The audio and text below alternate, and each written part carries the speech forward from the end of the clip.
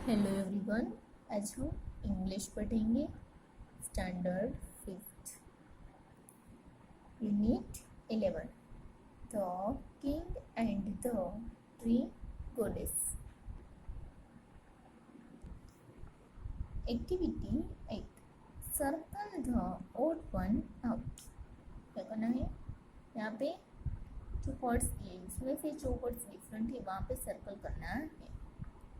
ए snail यानी कि गर्जना या फिर फसाना, ग्रोल यानी कि गर्जना या फिर बादलों की गर्जने की आवाज़, फिर है स्क्रीम या फिर चीखना चिल्लाना गर्जना, और लास्ट में है स्लीप यानी कि सोना। ये डिफरेंट है इसलिए यहाँ पे हम सर्कल लगाए। नेक्स्ट बी रन यानी कि दौड़ना, स्विम यानी कि तैरना, स्क्रीम्पर यानी कि उड़ान भरना यानी कि बादल में फ्लाई करना, और स्प्रिंट यानी कि तेजी से दौड़ना।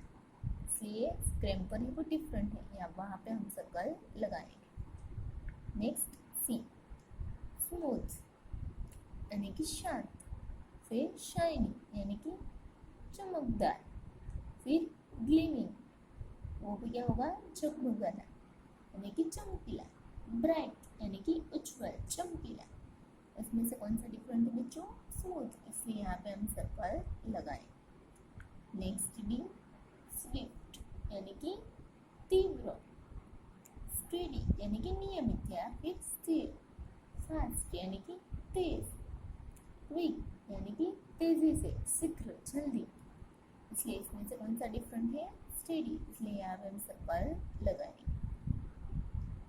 Next activity 9 write a project report of an area which has been cleared of its greenery and replaced by multi-storied buildings. Do a survey to find differences in the environment then and now. क्या करना है? एक project report है वो बनाना है ऐसी जगहों के बारे में जो पहले ग्रीनरी हुआ करती थी और फिर उसकी जगह पे अब क्या है, बहुत सारे बिल्डिंग्स है, और आपको डिफरेंस फाइंड करना है कि अगर वहाँ पे पार्क या फिर ग्रीनरी थी तो वहाँ पे इन्वायरमेंट कैसा था, और अब जबकि वहाँ पे बिल्डिंग्स है तो इन्वायरमेंट कैसा है। ठीक है, let's see the report. This is a report about the changes in the environment around our school. After a beautiful garden was given away to a builder for a multi-storied building. ये report है हमारे school के पास जो environment है उसके बारे में, जहाँ पे एक ब्यूटीफुल गार्डन था और वो कैसे दे दिया गया था बिल्डर्स को, जो कि वहाँ पे मल्टी स्टोरेज बिल्डिंग बना सकते। Before the multi storage was build, वहाँ पे बिल्डिंग्स बने थे उससे पहले वहाँ पे क्या था? Number 1, it was a small plot of land where the municipality had developed a beautiful garden. वो एक स्मॉल प्लॉट था जहाँ पे म्यूनिसिपैलिटी ने एक खूबसूरत गार्डन ही वो बनाया था। There were many trees, plants and flowers in the garden, वहाँ पे बहुत सारे पेड़ पौधे और फ्लावर्स भी थे गार्डन में। There were swings and slides for children, वहाँ पे स्विंग्स और स्लाइड्स पे थे बच्चों के लिए। There was a small jogging track too, वहाँ पे एक छोटा सा जॉगिंग ट्रैक भी था। Number 2, the sight of so many lush green trees was so beautiful, वहाँ पे जो व्यू था वो बहुत ही खूबसूरत था, और वहाँ पे जो ग्रीन ट्रीज है उसकी वजह से वहाँ की खूबसूरती है वो और भी बढ़ गई थी। Besides, we could see and hear many different kinds of birds. और हम लोग वहाँ पे अलग अलग और डिफरेंट बर्ड्स के उसकी आवाज़ सुन सकते थे और उसे देख सकते थे. The air was pure and fresh. और वहाँ पे एयर ही वो प्योर और फ्रेश थी. Next number 3. In the evening the garden was full of children playing on swings and sleds. और इवनिंग में क्या होता था, वो गार्डन ही वो बच्चों से घिरा हुआ था क्योंकि वहाँ पे बहुत सारे बच्चे हैं वो स्विंग्स और स्लाइड्स पे खेलने के लिए आ जाते थे. Main and women set in the cool shade of the trees and chatted. क्या हुआ, मेल और वुमेन ही वो पेड़ की छांव में बैठते थे और वहाँ पे बातें करते थे. The jogging track was used by people to take a walk or jog. और जो जॉगिंग ट्रैक है उसका यूज लोग जॉगिंग के लिए या फिर वॉकिंग के लिए करते थे. नंबर 4.